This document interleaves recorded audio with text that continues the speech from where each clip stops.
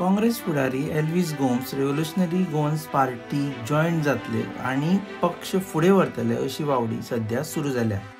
आयतारा दिसा एक मॉफ केल्लो फोटो जातून मनोज परब, विरेश बोरकार आणि एल्विस गोम्स दिसता तो सोशल मिडियाचेर व्हायरल जातालो।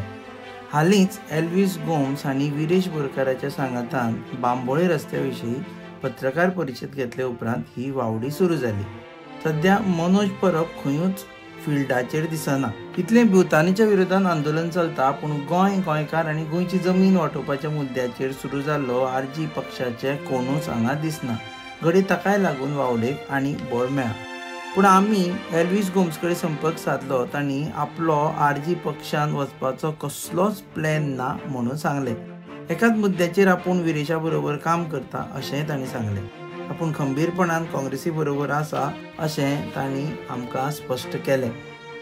आतां खातीर तरी एल्विस आरजी जॉयंट जाता ही वावडीच आसा अशें म्हणपाक जाता। तुमी पळयतात GNH।